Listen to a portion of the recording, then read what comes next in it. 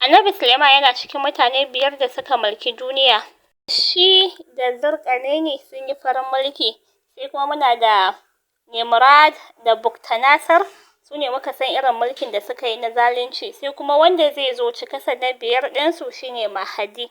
Za ku ji ana ce Mahadi zai zo. Mahadi ya bayyana. To Mahadi shine cikasa na guda 5 wanda zai mulki duniya. Idan aka ce mulkin duniya, sarkin garinku yana mulkin garin shi ne, ko kuma a ce shugaban ƙasa yana mulkin ƙasa ne amma bai da iko akan wasu sauran ƙasashe. To su kuma wannan su suna da iko ne, ƙarfin mulkin su akan dukkan wasu garin da suke da sauran garuruwa da wasu halittun Allah daban, kamar yanzu annabi Suleiman alaihi salam yana da mulki akan aljannu da waye kaza kaza kaza. Allah subhanahu wata'ala ya sanar da mu cewa annabi Suleiman yayi wannan addu'a.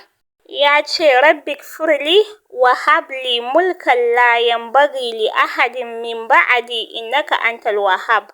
Bi ma'ana annabi Suleiman alaihi salam ya ce ubangijina shine rabbi, ubangijina ka gafarta mini kuma ka bani mulki wanda ba na kowa, irin wanda ba za a ba mu kowa irin shi a bayana ba. Lallai kai ne mai bayarwa, shine innaka antal wahhab, lallai kai mai bayarwa ne.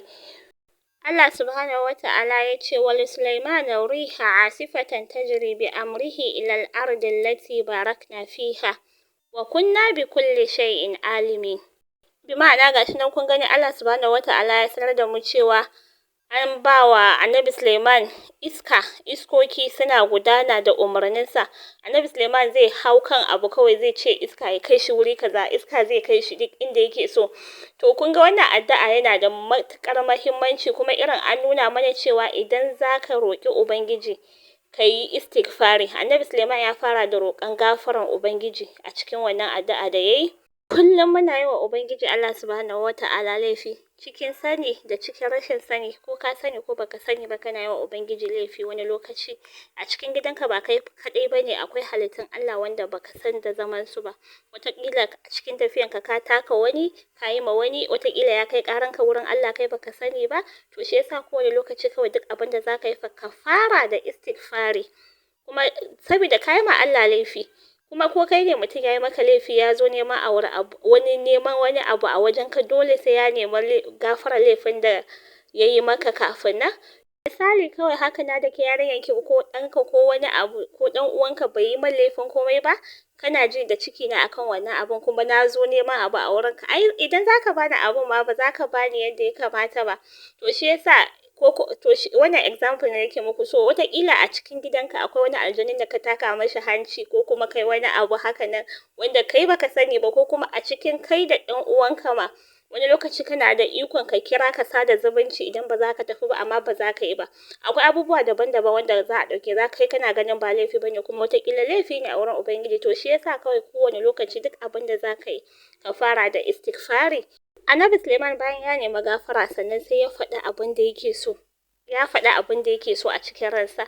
To wannan ya ƙara nuna mana cewa idan kana da buƙata ka faɗi abin da kake so ga baki ɗaya, gaba gadi. Idan ma kan irin ba za ka ɓoye ma Allah ba, Allah ya san abin da ke zuciyarka, so kar ka yi masa munafurci.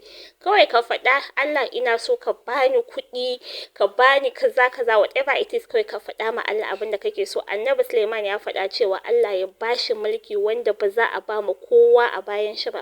To kun gane, bai yi wani ɓoye-ɓoye ba, ya faɗa abin da yake so. To wannan ya ƙara nuna mana cewa duk abin da kake so a wurin ubangiji ka faɗa kawai direct, Allah ga abin da nake so ka yi min. Annabi Suleiman bayan ya faɗi abin da yake so a wajen ubangiji sai ya ƙara cewa innaka antal wahhab, kai mai bayar da kowane irin kyauta ne. Wahabu yana nufin cewa mai bayar da kowane irin kyauta a kowane ɓangare. To idan ka ce yaron zaƙo, kaga mai bayar da arziki ne, amma shi Wahabu mai bayar da kowane irin kyauta. Shi yasa ko ma aka ce in za ka yi wuridin ya Wahabu akan kowane irin buƙata, bi iznillahi rabbi za ka ga wannan biyan buƙata. Bayan ya faɗi abin da yake so sai ya ce ya ba Allah kirari da Wahabu. So kun ji, idan kuna da buƙatu, ku yi miftahul amal, shine ku nemi gafaran ubangiji, ku yi hailala, ku yi salati, sannan sai ku miƙa buƙatunku. Bayan kun miƙa buƙatunku sannan ku ƙara yi ma Allah kirari da sunayensa. Insha Allahu za ku ga biyan buƙata. Kun ga annabi Suleiman da yayi wannan kirari ma Allah innaka antal wahhab.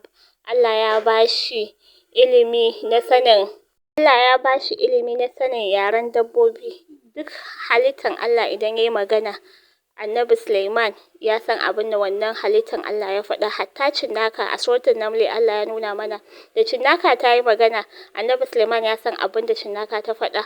Allah ya bashi iko akan aljannu, Allah ya bashi iko, ya bashi abubuwa daban-daban. To shine wannan wahabu mai bayar da komai. To Allah ya bashi abubuwa akan abubuwa daban-daban, ya bashi iko akan kusan komai za a ce, tunda idan annabi Suleiman ya shiga fadar shi, da iskokai da waye duka za su zo su halarci wannan fada, da aljannu da mutane da tsuntsaye da waye duka za su zo fadar shi. To shine kuka gani mu dage da addu'a kuma mu san abin da zamu roƙi Allah, mu san kirarin da zamu yi wa Allah, Allah ya amsa ibadunmu insha Allah. Sannan idan zaka roƙa abu a wajen Allah da kyakkyawan niyya, Allah ya sani. Idan zaka yi mugunta ne da abin da kake roƙa a wurin Allah, Allah ya sani. Annabi Suleiman yana da kyakkyawan niyya akan abin da ya roƙa a wajen Allah, shi yasa Allah ya ƙara bashi. Saboda haka ka san abin da Allah ya san niyyarka. Allah ya sa mu dace, Allah ya amsa ibadunmu, Allah ya sa muna da rabo.